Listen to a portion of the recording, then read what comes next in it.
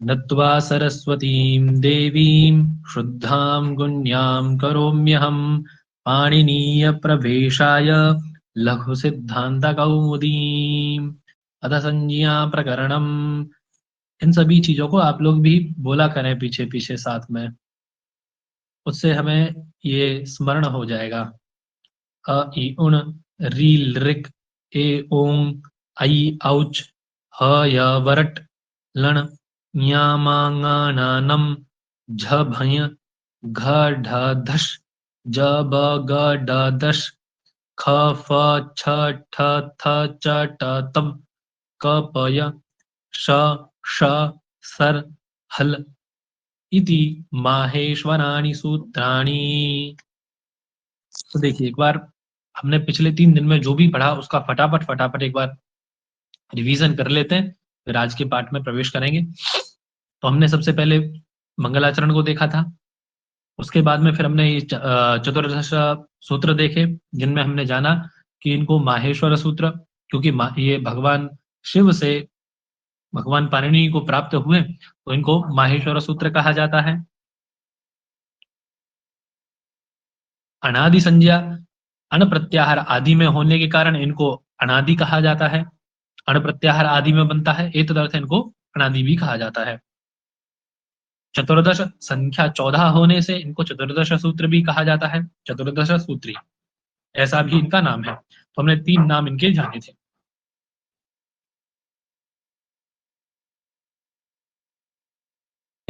सूत्र कितने प्रकार के होते हैं?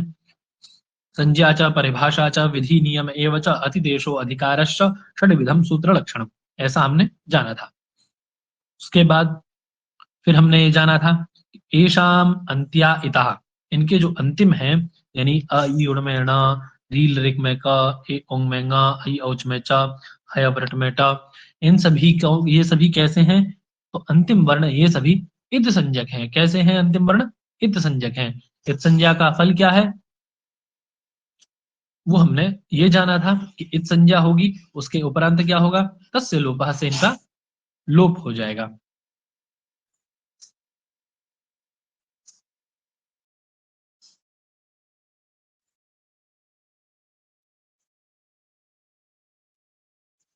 अकारादिषु अकारः उच्चारणार्थः,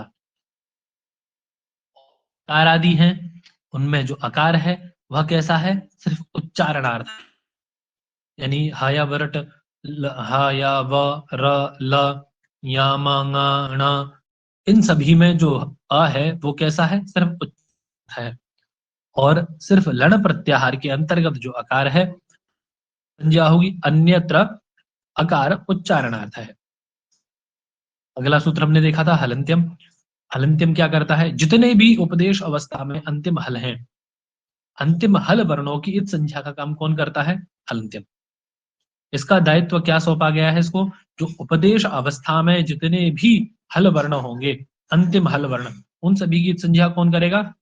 हलंत्यम। तो हमने सब प्रश्न आया था कि उपदेश क्या है, तो उपदेश हमने क्या जाने थे? उपदेश के बारे में हमने जाना कात्यायन और पतंजलि।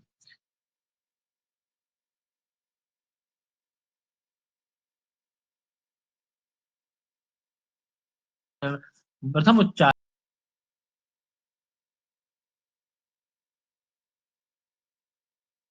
मान लिया उपदेश कहेंगे, लेकिन वो उपदेश हम जानेंगे कैसे कि उन्होंने प्रथम उच्चारित इन्हीं को किया है? समझेंगे कैसे?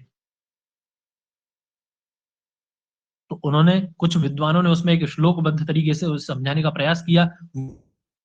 धातु सूत्र गण उणादि वाच्य, ये 8 प्रकार की चीजें हमने इसमें देखी थी, जिन्हें उपदेश, यही चीजों को उपदेश जाना जाता है। और फिर हमने ये भी देखा था, हमने इत संज्ञा करके भी देखा था, एक धातु की भी संज्ञा की थी हमने। और सूत्र तो हमने पीछे देखे ही थे, हयावरट के टा की हयावरट में टा की संज्ञा करके देखा था हमने। तो उसका फल तस्य लोपः से उसका लोप हो गया था। लोप होने का फल क्या था? लोप होने का मतलब क्या था? तो लोप होने का मतलब था अदर्शनम लोपः, यानी वो विद्यमान तो है, यानी उसकी प्रसक्ति, प्रसक्ति मतलब विद्यमान वस्तु के अदर्शन का लोप कहते हैं। विद्यमान वस्तु यदि उपस्थित है परंतु वह ना दिखाई दे तो उसको क्या कहेंगे? लोप कहेंगे।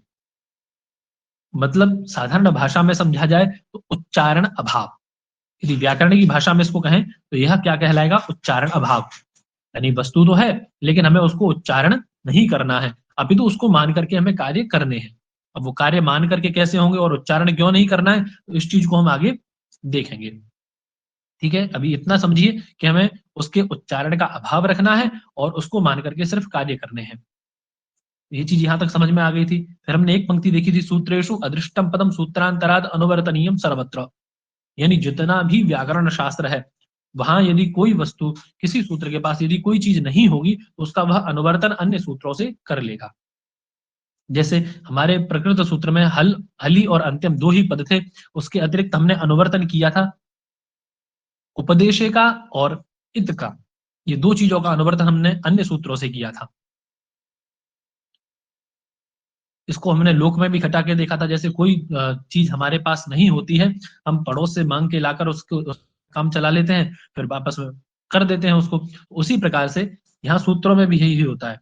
और सर्व सूत्रेषु सूत्रांतराद अदृष्टम पदम सूत्रांतरी तराद अनुवर्तनीयम सर्वत्र। सर्वत्र मतलब संपूर्ण व्याकरण शास्त्र, सारे व्याकरण शास्त्र में ही यह नियम लगेगा। ये चीज हमने देखी थी।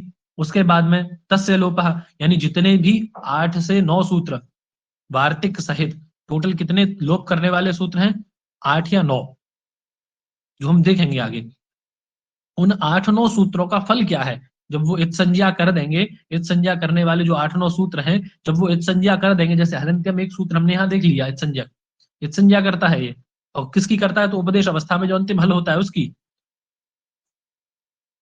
इसी प्रकार इसके जैसे ही इत संज्ञा करने वाले अन्य अन्य स्थलों पर कितने सूत्र हैं?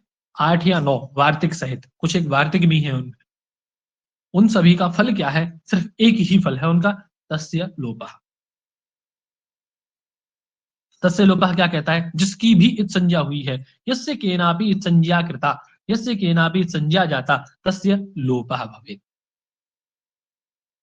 और किससे लोप होगा उसका? तो तस्य लोपः इस शास्त्र से।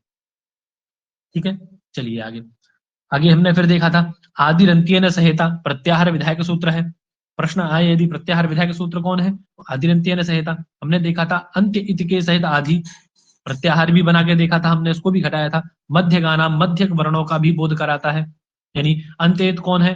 अण प्रत्याहार यदि हम बनाते हैं तो अंत्येत है ण, और अंत्येत के सहित आदि कौन हुआ? आ। मध्य वर्ण कौन हुए? ई और उ, उनका भी बोध कराता हुआ अपना भी बोध कराता है अण का। यथा अण इति, ये हमने सब देख लिया था। उसके बाद में फिर हमने सूत्र देखा था उकालो झ्रस्व दीर्घ प्लुधा, अचो के हमने भेद जाने थे। अच को 3 प्रकार से बताया गया था यहाँ पर, ह्रस्व दीर्घ और प्लुत। उकार के सदृश काल वाले जितने भी अच हैं वे सभी 3 प्रकार के बताए गए थे, पहले ह्रस्व फिर दीर्घ और फिर प्लुत।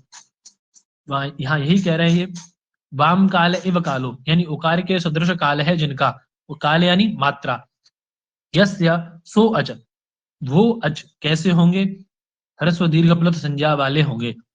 वो हमने देखा था प्रत्येकम उदात्तादि भेदे न त्रिधा, और वह ह्रस्व दीर्घ होने के उपरांत कैसे होंगे? उदात्तादि भेद से 3 प्रकार के और होंगे, यानी 9 प्रकार के हो जाएंगे।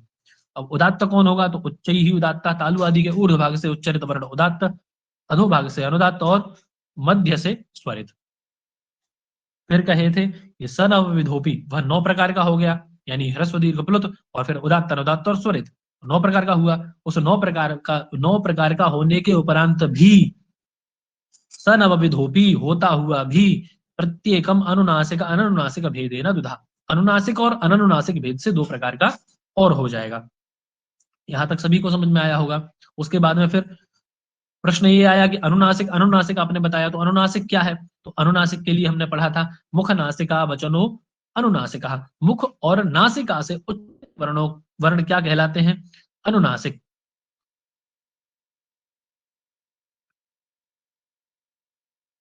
ये भी हमने मुख सहित नासिकयोच्चार्यमाणो वर्णो अनुनासिक संज्ञा स्यात्। मुख सहित नासिका से उच्चरित जो वर्ण है वे सभी अनुनासिक कहलाते हैं, अनुनासिक धर्म वाले होते हैं।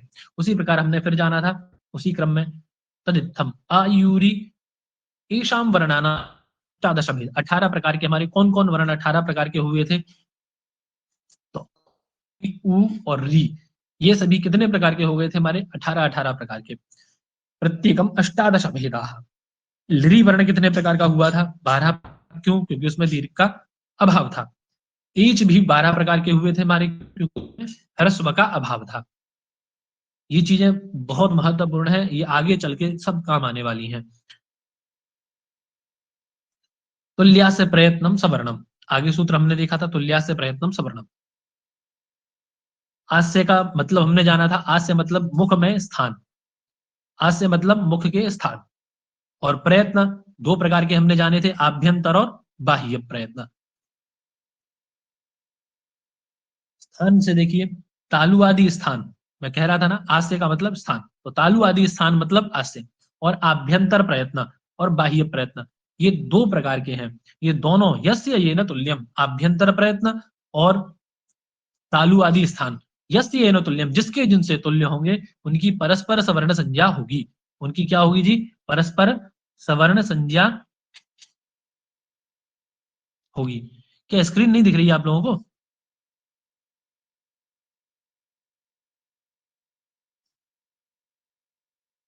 स्क्रीन नहीं दिख रहा है हमारा क्या?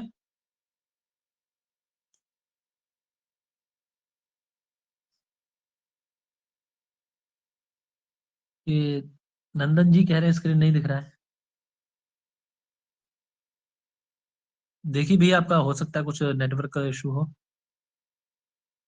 बाकी सब लोगों को दिख रहा है ना?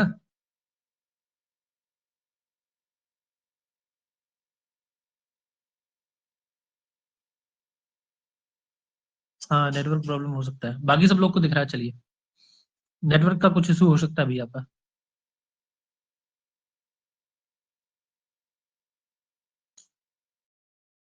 हाँ, एक बार दोबारा से रिज्वाइन करके देख लीजिए।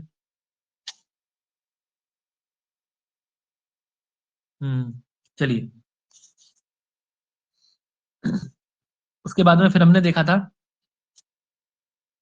तो ये आभ्यंतर प्रयत्न और तालु आदि जो स्थान है, वे जिसके जिनसे तुल्य होंगे उन सबकी परस्पर सवर्ण संज्ञा हो जाएगी, ये देखा था हमने।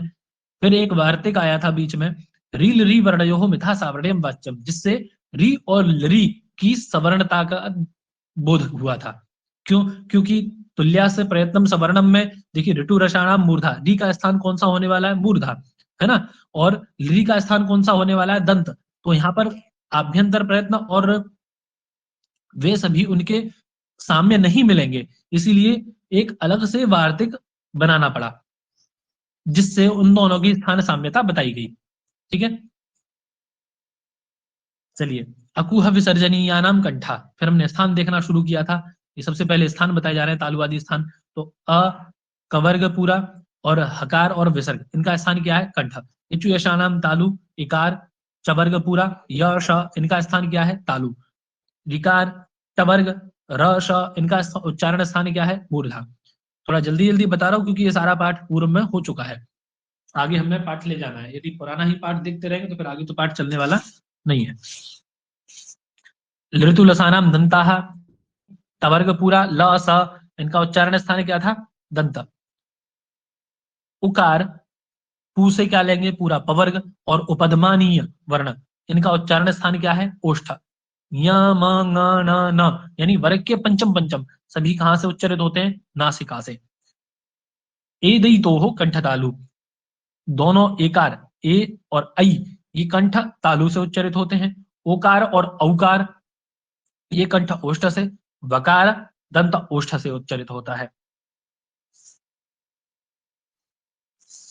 जिह्वा मूलीय वर्ण, जिह्वा के मूल भाग से, नासिका से अनुस्वार उच्चारित होता है। फिर आए, हमने अभी तक ये उच्चारण स्थान देखे, अब यत्न देखेंगे। यत्नो द्विधा, यत्न 2 प्रकार के बताए गए हैं, आभ्यंतर यत्न और बाह्य यत्न। सर्वप्रथम आभ्यंतर यत्न बता रहे हैं, वो 5 प्रकार के होते हैं आभ्यंतर यत्न, कल हमने देखा था। स्पृष्ट, ईषद स्पृष्ट, ईषद विवृत, विवृत और संवृत। स्पृष्ट प्रयत्न किनका होता है? तो स्पृष्टम प्रयत्नम स्पर्शानाम, जो भी स्पर्श संज्ञक होते हैं उन सभी का स्पृष्ट प्रयत्न होता है। अब स्पर्श संज्ञक कौन है? तो कादयो मावसानः स्पर्शः हमने देखा था, कादयो मावसानः स्पर्शः, इन सभी का स्पृष्ट प्रयत्न होता है। आगे ईसत् पृष्ठम अंतस्थानम, अंतस्थ वर्णों का जो आभ्यंतर प्रयत्न होता है वह क्या होता है? ईसत स्पृष्ट। और अंतस्थ होते कौन है? तो यण प्रत्याहार अंतर्गत आने वाले सभी वर्ण अंतस्थ होते हैं। आगे हमने देखा था ईषद विवृतम ऊष्मणाम, जितने भी ऊष्म संज्ञक होते हैं उन सभी का ईषद विवृत आभ्यंतर प्रयत्न होता है। अब ऊष्म संज्ञक वर्ण कौन से हैं? तो शल ऊष्माणा, शल प्रत्याहार अंतर्गत आने वाले वर्ण सभी ऊष्म संज्ञक कहलाते हैं। ठीक,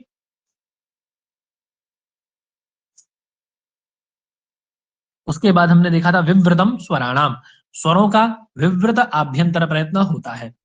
और स्वर क्या है? तो अचः स्वराः। वहीं अवर्ण से प्रयोग संवृतम और प्रक्रिया दशायाम तो विवृतमेव, ह्रस्व अवर्ण केवल, ह्रस्व अकार सिर्फ प्रक्रिया दशा में विवृत और प्रयोग दशा में संवृत होता है। बाह्य प्रयत्नस्तु एकादश था, ये आभ्यंतर प्रयत्न थे। फिर बाह्य प्रयत्न हुए, तो बाह्य प्रयत्न कौन से थे? 11 प्रकार के थे। विवार, संवार, श्वास, नाद, घोष, अघोष, अल्प प्राण, महाप्राण, उदात्त, अनुदात्त, स्वरित, ये 11 प्रकार के बाह्य प्रयत्न थे। उनमें हमने शुरू किया देखना तो क्या मिला था? खरों का विवार, श्वास, अघोष प्रयत्न होता है। विवार, श्वास, अघोष प्रयत्न वाले कौन होते हैं? खर प्रत्याहार अंतर्गत आने वाले वर्ण। ठीक है, उसके बाद में हर्षों का संवार, नाद, घोष प्रयत्न होता है।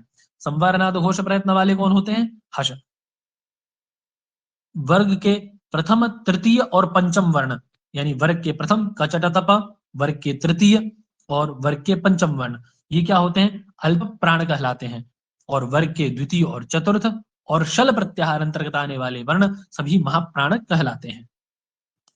अब बात आई उपदमानीय और जिह्वामूलीय की। तो जिह्वामूलीय देखिए, क ख से पहले, क ख से पहले जो अर्ध विसर्ग होते हैं, प्राग अर्ध विसर्गो विसर्ग सदृशो जिह्वामूलीय, वे क्या कहलाते हैं? जिह्वामूलीय। और प फ से पहले जो अर्ध विसर्ग होते हैं वे क्या कहलाते हैं? उपदमानीय। और अम अह अचह परो अनुस्वार विसर्गो, ये हमने जाना था कि जो अनुस्वार और विसर्ग होते हैं अच से पर में ही होते हैं। और उनकी पहचान क्या होती है? तो अनुस्वार होगा वो ऊपर ऐसे बिंदी जो होती है उसे अनुस्वार, और पीछे जो दो बिंदियां होती हैं उनको विसर्ग कहा जाता है। फिर हमने सूत्र देखा था उसी क्रम में अनुदित सवर्ण से च प्रत्यय। ठीक है, प्रतीयते विधीयते थी प्रत्यय, प्रत्यय किसे कहते हैं? जिसका विधान किया जाए उसे प्रत्यय कहते हैं। अविधीयमान अण, अण हमने एक चीज विशेष जानी थी कि अण प्रत्याहार दो बनते हैं हमारे यहाँ। जो हम प्रत्याहार बनाते हैं 42 प्रत्याहार, उनमें अण प्रत्याहार दो बनते हैं। पहला अण प्रत्याहार अ ई उड़ के अ से शुरू करके और उसी के नकार तक बनता है। दूसरा अण प्रत्याहार कहां तक बनता है? लण सूत्र के अंतर्गत, लण सूत्र के पर्यंत बनता है, लण सूत्र पर्यंत दूसरा अण प्रत्याहार जाता है। तो इन दोनों अण प्रत्याहारों में सिर्फ इस अनुदित सवर्ण से च प्रत्यय सूत्र में ही अण प्रत्याहार पर नकार तक ग्राह्य है, और अन्यत्र तो पूर्व नकार तक ही जाएगा। ऐसा यहाँ पे लिखा भी है इन्होंने, देखिए, अत्रैव अण परेण नकारेण, यहां पर ही अण प्रत्याहार जो है वह पूर्व पर नकार तक ग्राही है, अन्यत्र पूर्व नकार तक ही लिया जाएगा। ठीक है, जो अण प्रत्याहार में आने वाले वर्ण वह अपने सवर्ण का बोध कराते हैं, और जो उदित होते हैं वे अपने सवर्णियों का। उदित कौन से हैं? तो हमने जाना था कि कु, चू, टू, तू, पु एते उदिता। यदि कु कहेंगे तो कु कहने से किसका बोध होगा? हमें पूरे कवर्ग का। चू कहने से किसका बोध होगा? पूरे चवर्ग का। टू कहने से पूरे टवर्ग का। तू कहने से पूरे तवर्ग का। और पु कहने से पूरे पवर्ग का। ये उदित हैं, ये अपने सवर्णियों का भी बोध कराते हैं। ठीक है, इसी प्रकार ऐसा होने से जब अण अपने पूरे सवर्ण का बोध कराएगा तो अण कहने, अण में जो अ है वो अ कहेंगे, अ मात्र कहने से हमें कितने अ का ध्यान आने लगेगा? जो हमने 18 प्रकार का पीछे आ पढ़ा है, अति अष्टादशानाम संज्ञा, अ ई उ और री, सॉरी अ ई उ और री, ये हमारे 18 प्रकार के थे। तो ये सभी अपने अपने, यदि अ कहेंगे तो 18 प्रकार, ई कहेंगे तो 18 प्रकार, उ कहेंगे तो 18 और री कहेंगे तो 18। इन 18 का बोध स्वतः ही एक के कहने से होगा। तथे इकारो उकारो, उसी प्रकार इकारो और उकार। लेकिन क्योंकि हमने एक वार्तिक पढ़ा था, रील री वर्णयो मिथा सावर्ण्यम वाच्यम, रिकार कहने से रिकार के कितने प्रकार का बोध होगा? रिकारस्त्रिंशतः, 30 प्रकार के रिकार का बोध हमें होगा रिकार के उच्चारण मात्र से। क्यों? क्योंकि 18 रिकार के और 12 लृकार के। एवं लृकारोपी एचो द्वादशानाम, और एच कितने प्रकार के होते हैं? 12 प्रकार के। क्यों? उनमें किसका अभाव होता है? तो एचाम अभी द्वादश तेषाम ह्रस्वाभावात, उनमें ह्रस्व का अभाव होता है। अनुनासिका अनुनासिक भेदेना यवला दुधा, ये भी हमने जाना था कि य वला ये 2 प्रकार के होते हैं, अनुनासिक और अनुनासिक भेद से। एक बार अनुनासिक और एक बार अनुनासिक। अनुनासिक की पहचान क्या थी? तो य और ऊपर ये बिंदी य, ऐसे करके एक बार अनुनासिक होगा और एक बार इसके बिना होगा, यानी अनुनासिक होगा। तो ये 2 प्रकार के होंगे। तेना अनुनासिकास्ते द्वयोः द्वयोः संज्ञा, ये 2 की संज्ञा होते हैं। उसके बाद हमने ये संहिता संज्ञा देखी थी। परः सन्निकर्षः संहिता, वर्णों की जो वर्णों की अत्यंत सन्निधि को संहिता कहते हैं। यानी वर्ण जहां पर बिल्कुल मिले हुए हों, दूर दूर होंगे तो उसको संहिता नहीं कहेंगे, जहां वर्ण परस्पर मिले हुए होंगे उसी को संहिता कहा जाता है। यानी यदि आप थोड़ा और प्रौढ़ चलेंगे, प्रौढ़ ग्रंथ में जब प्रवेश करेंगे सिद्धांत इत्यादि में, तो वहां बताया जाता है कि संहिता क्या है। तो वहां यदि आप जानने की कोशिश करेंगे उस ग्रंथ के अनुसार, उसमें ये कहा गया है कि अर्धमात्रा काल व्यवधाना भाव। अब अर्धमात्रा क्या है? तो हमने कल एक श्लोक जाना था कि एक मात्रो भवेद ह्रस्वो द्विमात्रो दीर्घ उच्यते त्रिमात्रस्तु प्लुतो झेयो व्यंजनम चार्धमात्रिकम। जो हम व्यंजन जितने भी बोलते हैं, जितने भी व्यंजन हम बोलते हैं, वे सभी उनका काल क्या होता है, उनकी मात्रा क्या होती है? अर्धमात्रा। अर्धमात्रा काल में बोधित होते हैं वे सभी जितने भी व्यंजन होते हैं। व्यंजनम अर्धमात्रिकम, ये आपके सिलेबस में है, पाणिनीय शिक्षा, उसी का श्लोक है। अर्धमात्रा किसका बोध, व्यंजन का बोध कौन करता है? अर्धमात्रा। उस अर्धमात्रा काल व्यवधान का अभाव, यानी परस्पर जो वर्ण लिखे हुए हैं उनमें अर्धमात्रा का भी व्यवधान ना हो, उसी की संहिता संज्ञा होती है। अब ये तो बहुत ज्यादा बृहद विषय हो जाएगा, समझ से परे, उसको हम बाद में समझ लेंगे। अभी इतना समझते हैं कि वर्णों की अत्यंत सन्निधि को संहिता कहते हैं। जहां अत्यंत सन्निधि हो वहीं संहिता हो सकती है। जैसे ये सभी मिले हुए लिखे हुए हैं, यही संहिता है, ना कि ये संहिता है। ये संहिता नहीं कहलाएगी। संहिता क्या कहलाएगी? ये संहिता कहलाएगी, ये संहिता कहलाएगी। ठीक है। अगला सूत्र है हलोनंतराः संयोगः अजभिः अव्यवहिताः हलः संयोग संज्ञास्यु। अच से अव्यवहित हल, अव्यवहित मतलब व्यवधान से रहित, अव्यवहित मतलब व्यवधान से रहित हल, हल प्रत्याहार अंतर्गत आने वाले वर्ण यदि अच से अव्यवहित होंगे, उनकी क्या संज्ञा होगी? संयोग संज्ञा। जैसे अब देखिए, यही देख लीजिए आप,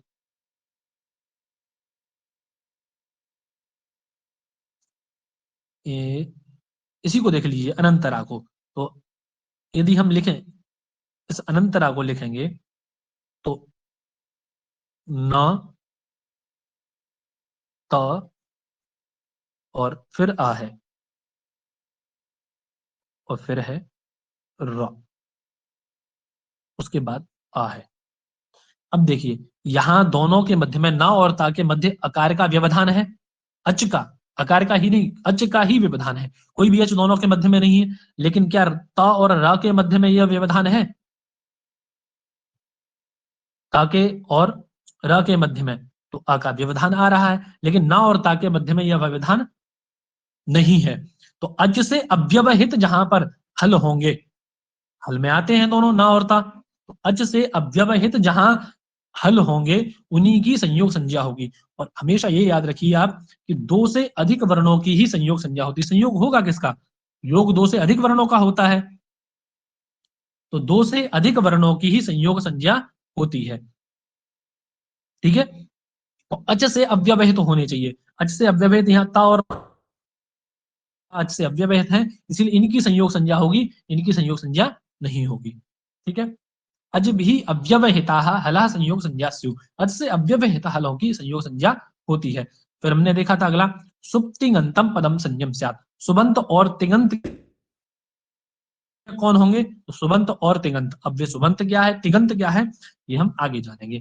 चलिए, आपका संज्ञा बहुत बहुत करने जा रहे हैं।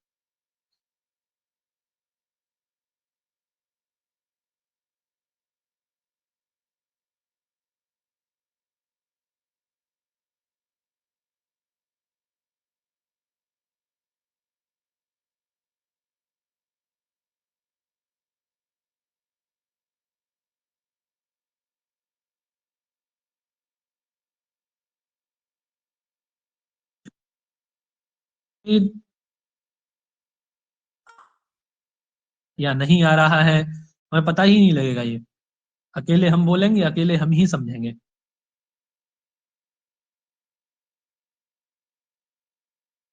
तो अनुरोध है, बताएं भी।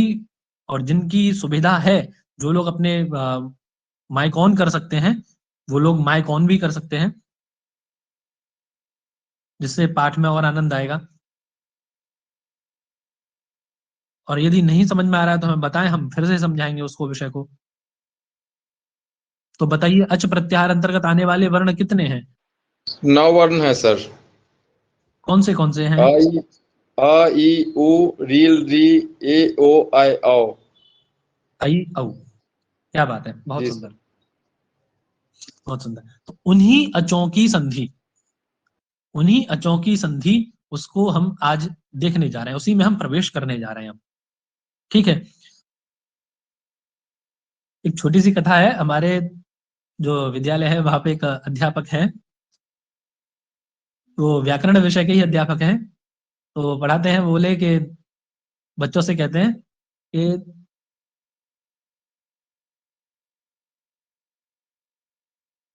तीन तरीके बड़े भिन्न हैं तीनों। तीनों बताइए जरा गुरु जी, कौन से तीन तरीके हैं? बोले, पहला तरीका वो है जिसमें मैं समझूंगा लेकिन तुम लोग को कुछ समझ में नहीं आएगा। दूसरा तरीका जिसमें तुम समझोगे लेकिन नहीं आएगा। और तीसरा तरीका जिसमें हम दोनों को कुछ समझ में नहीं आएगा। तो समझ में आने के लिए फीडबैक बहुत आवश्यक है। मुझे समझ में आएगा कब? जब आप लोगों को समझ में आएगा। आप लोगों को यदि समझ में आ रहा है तो मुझे भी समझ में आएगा। तो इसीलिए आप लोग अपना रिस्पॉन्स देते रहें, और जिन लोगों को सुविधा है वो लोग अपना माइक भी ऑन कर सकते हैं। ठीक है। चलिए, अचों की संधि, ये जो 9 अच भैया ने बताए अभी, उन्हीं की संधि हम देखने जा रहे हैं। संधि मतलब दो वर्णों का मिलना। पदों का मिलना नहीं होता है, दो वर्णों का मिलना, वर्णों का सम्मेलन। वर्ण सम्मेलनम संधि। वर्णों के सम्मेलन को संधि कहते हैं। आप लिख सकते हैं इसको, वर्ण सम्मेलनम संधि। वर्ण के सम्मेलन को ही संधि कहा जा सकता है, ना कि पद के। ठीक है। पद सम्मेलन तो वाक्य होता है, पदों से मिलकर वाक्य बनता है, वर्ण से मिलकर के संधि होती है। ठीक है। वर्ण सम्मेलनम संधि। सर्वप्रथम इसमें हमारी संधि है यण संधि। इस क्रम से हम जो चल रहे हैं, इसमें सर्वप्रथम संधि कौन सी दी गई है? यण संधि, जिसको करता है सूत्र इको यणचि। ओ यणचि, ये यण संधि का विधान करता है। क्या कहता है देखिए, इसमें तीन पद हैं हमारे सूत्र में, और अच। सर्वप्रथम इक है, दूसरा यण है, और तीसरा है अच। इकः यणः अचि। ठीक है। सूत्र कहता है, बहुत सरल अर्थ है इसका, हिंदी में भी आप लिख सकते हैं, इस अर्थ को समझने में आसानी हो जाएगी। यदि आपके पास लिखा है तो कोई बात नहीं। सूत्र का अर्थ हम स्पष्ट पढ़ेंगे एकदम, वृत्ति जैसा है वैसा ही। इक स्थाने, सप्तमी है, इक के स्थान में यणः स्यात्, यण हो। कब? अचि पर, जब अच पर में हो। इक के स्थान में यण हो, अचि परे, अच परे रहते। जो लोग अर्थ लिखना चाहते हैं उनके लिए एक बार फिर से, इक के स्थान में यण हो अच परे रहते संहिता के विषय में। चलिए, ये चीज हमने जानी कि इक के स्थान में यण हो अच परे रहते, कब? जब संहिता का विषय हो। संहिता का विषय हो तो इक के स्थान में यण हो अच परे रहते। अभी इस संहिता के विषय को साइड में रख दीजिए। अभी आप इतना समझिए कि इक के स्थान में यण करना है कब? जब अच पर में होगा। अच का मतलब, अच दिमाग में आते ही हमारे दिमाग में क्या आना चाहिए? अ ई उ री री ए ओ ऐ औ। ये 9 वर्ण हमारे दिमाग में खट से आ जाने चाहिए। और इक का बात आते ही तो इक में कौन कौन आएंगे? कोई बताएंगे एक में कौन कौन आएंगे? ई उ रील री। ई उ रिल री। और यण, भैया से अतिरिक्त कोई और बताएं। भैया से अतिरिक्त कोई और बताएं, यण में कौन आएंगे? या व राला। ठीक, यण। तो इन इक के स्थान में कौन हो? यण हो। और क्या पर में हो? अच पर में हो। देखिए, सबसे पहली बात, किसी भी सूत्र को घटाने की कंडीशंस होती है। सूत्र की अपनी अपनी कंडीशन, जैसे व्यक्तियों की कंडीशन होती है ना, किसी को कोई काम करवाना है तो कंडीशंस लगाते हैं कि यदि तुम ऐसा करोगे तब हम ऐसा करेंगे, अन्यथा हम ऐसा नहीं करेंगे। ऐसी कंडीशन है इस सूत्र की। इस सूत्र की कंडीशन कितनी है? 3 कंडीशन है, और हमें तीनों कंडीशन से अप्लाई करनी है, तब जाके हमारा अर्थ बिल्कुल सटीक बैठेगा, तब हम ये कार्य कर पाएंगे। तो अब 3 कंडीशन कौन सी हैं? सबसे पहली कंडीशन क्या है इसकी? कि इक होना चाहिए। सबसे पहली कंडीशन क्या है? इक होना चाहिए। दूसरी क्या है? उसके स्थान, उससे अच पर में होना चाहिए, तब उसके स्थान में क्या होगा? यण होगा। इक के स्थान में यण होगा कब? जब अच पर में होगा। ये कंडीशंस है इसकी। जब हम कंडीशन पूरी कर देंगे तो वो सूत्र सार्थक हो जाएगा और अर्थ निकल के आ जाएगा। जैसे देखिए, हम देखेंगे भी, सुधी उपास्य साधारण प्रयोग है, सब लोग बनाते हैं इसको, लेकिन हम दूसरा प्रयोग देखते हैं, कोई अन्य प्रयोग इससे अतिरिक्त। सुधी उपास्य तो सब लोग देखते ही हैं। तो देखिए, हम प्रयोग लेते हैं प्रति अग्रे एक। देखिए, हमारा सूत्र क्या कहता है? हमारा सूत्र कह रहा है कि इक के स्थान में, अब मुझे बताइए, इसमें इक कहां है? इस प्रयोग में इक कहां है? इस प्रयोग में इक है कौन? त में ई। आनुपूर्वी यदि हम करेंगे तो, हाँ, तकार में इकार, तकारोत्तरवर्ती इकार, तकारोत्तरवर्ती इकार। ठीक है, वो क्या है? इक है। उस इक के स्थान में यण करना है। यण में कौन कौन आते हैं? य, व, र और ल। ये करने हैं हमें। किसके स्थान में? इस इक के स्थान में। कब करने हैं? जब अच पर में हो। तो अच पर में है, अच पर में है, स्वाभाविक है। ए अच पर में है, ए में आता है, ये ए अच अचों पर में में आता है। है ना, जी अच पर सर। में है। तो कंडीशन सारी हमारी अप्लाई हो गई। 2 कंडीशन हमारी अप्लाई होगी कि एक भी है और अच पर में भी है। तो उसके स्थान में क्या हो जाना चाहिए? यण हो जाना चाहिए। यण उसके स्थान में हो जाना चाहिए। अब यण, क्योंकि हमारा एक है ई, और यण कितने हैं हमारे पास? 4। य, व, र, ल। अब एक बात बताइए, यदि आपको कहा जाए कि ये सामने 5 बच्चे बैठे हैं और एक लड्डू दे दिया जाए कि सबको एक एक लड्डू बांट, सबको लड्डू बांट दो, बांट पाएंगे? लड्डू बांट दो। आप क्या करेंगे? उनमें कोई प्रतिस्पर्धा कराएंगे। प्रतिस्पर्धा क्या कराएंगे? उनमें उन्हें कोई खेल देंगे ऐसा, जिसमें तुम में से जो सबसे पहले उस चीज को छू करके लौट के आएगा दौड़ लगा करके, उसको हम ये लड्डू देंगे। तब तो वो ठीक होगा। नहीं, एक को दे दिया और बाकी 4 को नहीं दिया, तो आप उनके बुरे बनेंगे। उससे क्या करेंगे हम कि चारों में कोई ना कोई ऐसा प्रतिस्पर्धा कराएंगे। तो हम क्या करेंगे? वही हम करेंगे यहां पर। हम देखेंगे ई है और यण कितने हैं? 4। ई 1 है और यण कितने हैं? 4। हम क्या करेंगे? इकार का स्थान देखेंगे। और वो चीज हमें कौन बताएगा? अग्रिम सूत्र है हमारा, इसको छोड़ दीजिए क्योंकि ये यहाँ पे अभी काम नहीं आने वाला है, आगे काम आएगा, इसको देखेंगे बाद में। हमारा सूत्र आता है फिर एक स्थाने तरतमः, स्थाने अंतरतमः। क्या सूत्र है? स्थानेन्तरतमः। क्या कहता है ये? प्रसंगे, जो हमारा प्रसंग चल रहा है, प्रसंगे अति सदृशतम आदेश स्यात्। अब इक के स्थान में हमें क्या करना है?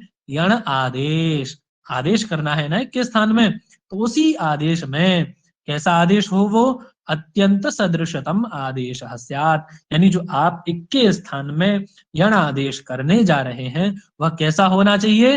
अत्यंत सदृशतम, यानी अंतरतमः आदेश स्यात्, सदृशतमः आदेश स्यात्, इकार के सदृशतम आदेश होना चाहिए वह।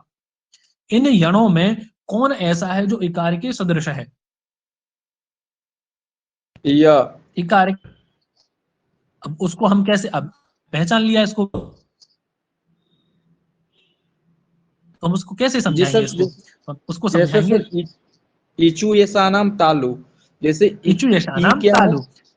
जी सर, तो इकार का स्थानीय स्थान दोनों क्या का है? सेम है। जी, तालु है। स्थान कृत साम्य लेंगे हम, तो जी स्थान सर। कृत साम्यत्व में क्या मिलेगा हमें? यकार। स्थान कृत साम्यत्व में ना यह मिल जाएगा हमें। क्यों? क्योंकि वकार का स्थान भिन्न है, र का भी स्थान भिन्न है और ल का भी स्थान भिन्न है, तो इकार से सादृश्यत्व में क्या मिला हमें? यकार। तो हम उस इकार के स्थान में क्या आदेश कर देंगे? य आदेश कर देंगे। ठीक है, हमारा प्रयोग क्या बना फिर? प्र, अब तकार में से इकार निकल गया तो तकार हलंत हो जाएगा, तो प्रत्यय य है, पीछे वाला जो अच है वो या में मिल जाएगा, क्योंकि अच से हीन वर्ण पर से संयोजित हो जाता है। प्रत्येक, ऐसा हमारा प्रयोग बनेगा। ये सभी को समझ में आ गया? अब हम देखेंगे इको यणचि, ओ सॉरी, ये शुद्धि उपास्य। वो थोड़ा सरल था इसीलिए हमने उसको पहले लिया। अब शुद्धि उपास्य देखेंगे। देखिए प्रयोग है हमारा यही शुद्धि उपास्य। सूत्र प्रवृत्त होता है इको यणचि। क्या कहता है ये? इक के में हो अच परे रहते। अब बताएं हमें कि इक इसमें कहां है, कितने इक हैं?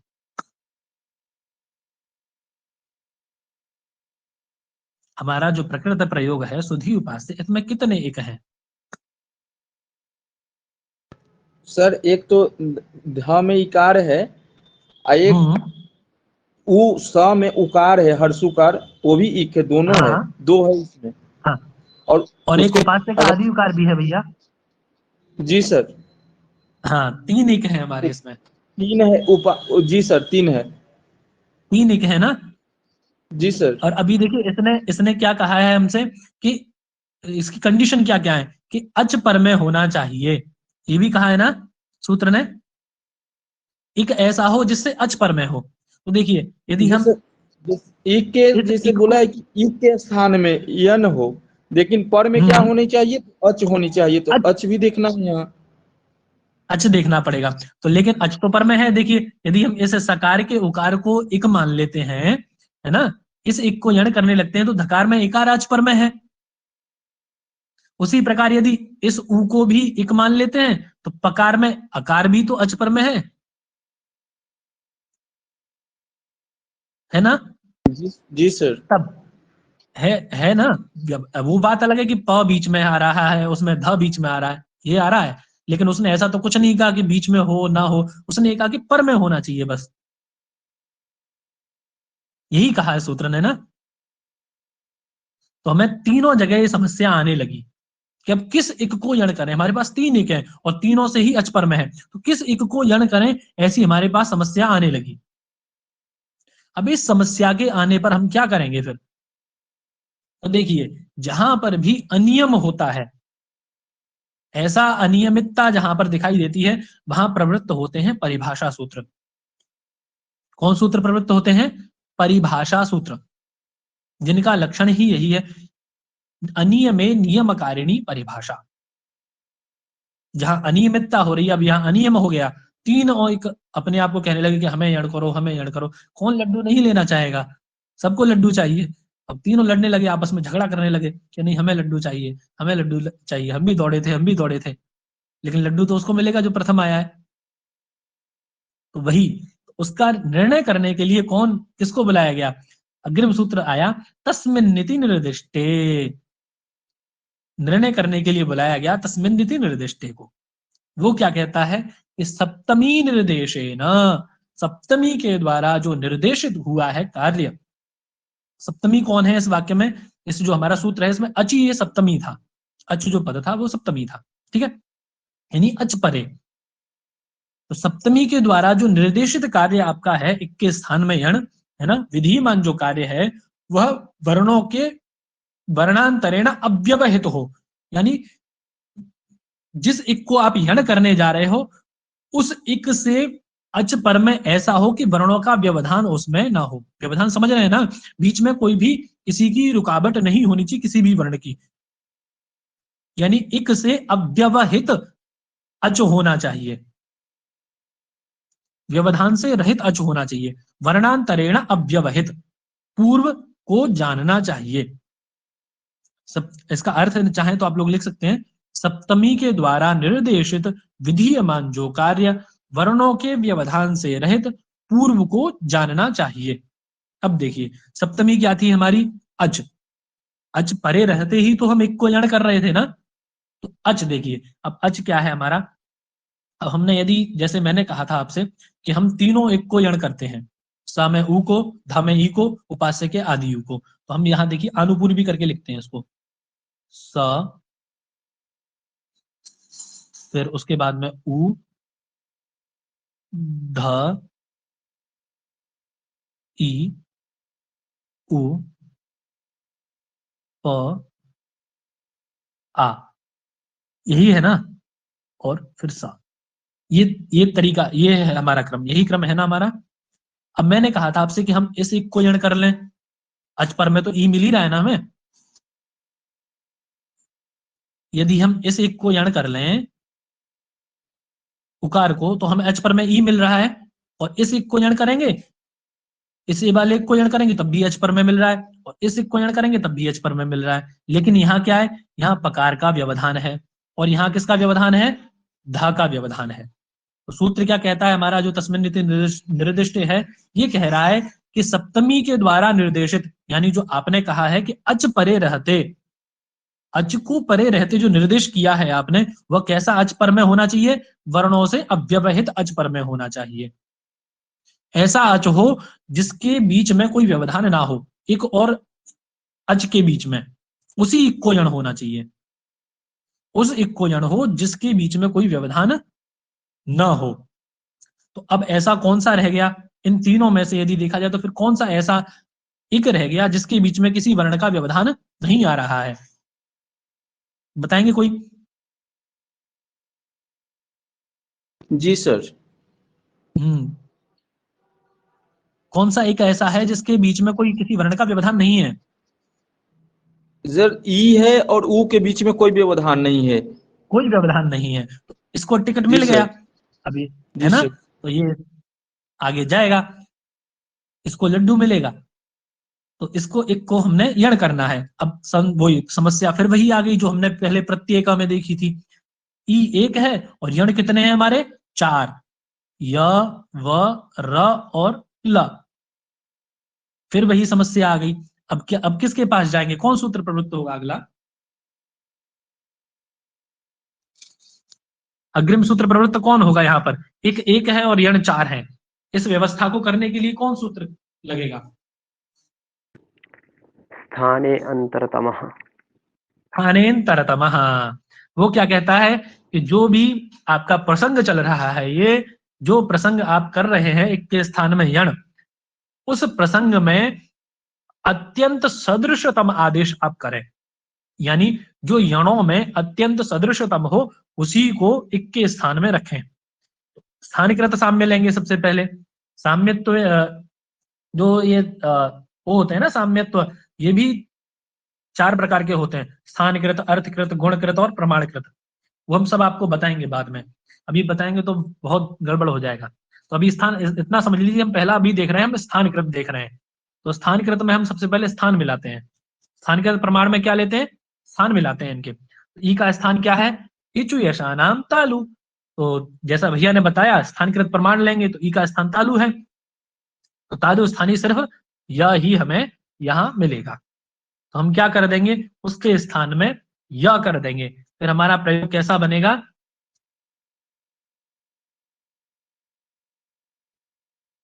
जब उस ई के स्थान में यह हो जाएगा तो हमारा प्रयोग क्या बनेगा, सुधय उपास्य, ऐसा बन जाएगा। ठीक है ना, यहां तक सभी को समझ में आ गया।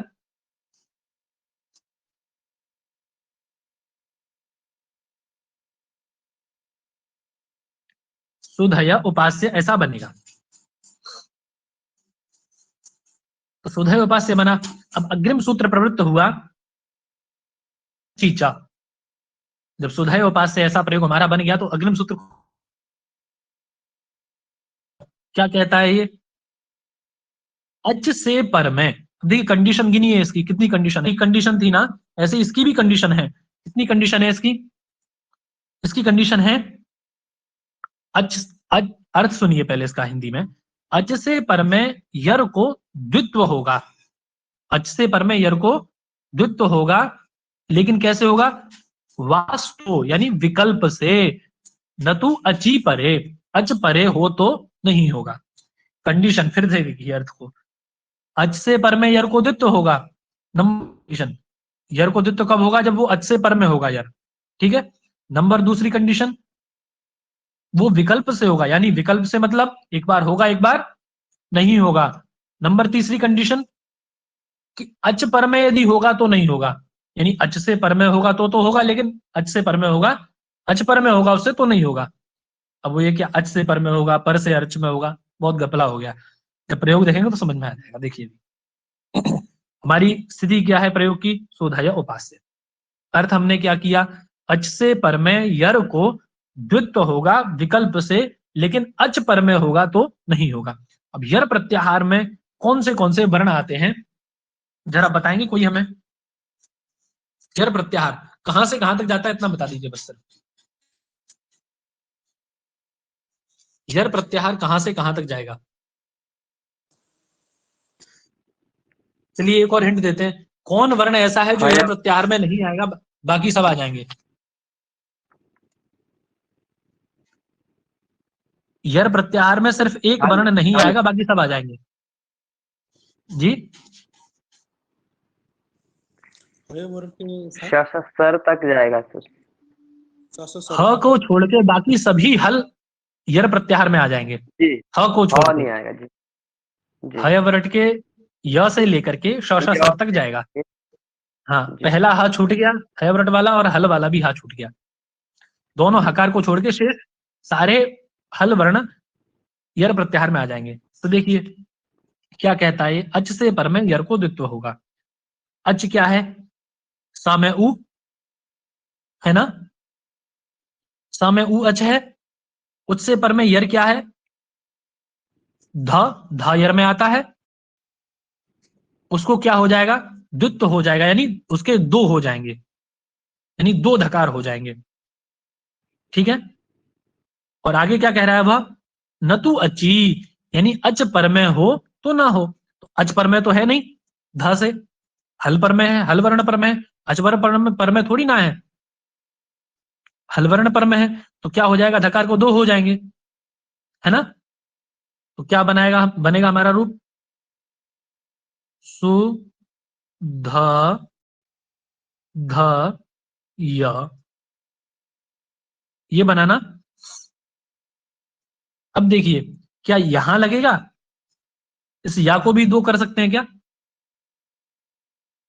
नहीं नहीं, नहीं कर सकते, क्यों, अच पर में है, अच पर में भी है और अच से पर में भी नहीं है ये। वो क्या कहता है कि अच से पर में यर को द्वित्व करता है। तो यहां देखिए सा से उ अच पर में था, तब धा को दो किया हमने, और वहां क्या है, उपास्य का आदि अच परमय भी है या से, लेकिन और है, और यहाँ पे अच भी नहीं है जो धाकुदित्व करेगा, तो दोनों ही कंडीशन वहां पे अप्लाई नहीं हो रही है ना। तो इसीलिए याकोदित्व हम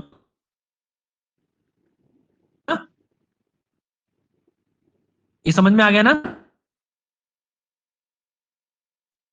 चलिए, तो और विकल्प से करता है, और एक बार क्या रह जाएगा, सिर्फ शोध या उपास्य जाएगा, एक बार करेगा। अब अग्रिम सूत्र आता है,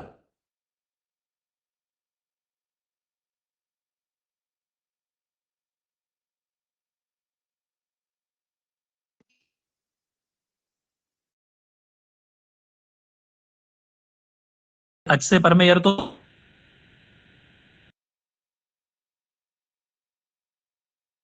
भी नहीं मिल रहा है, ऐसे वहां निर्णय देते हैं, तो यहाँ एक बार फिर क्यों नहीं लगेगा, दोबारा से लगा दो एक बार और।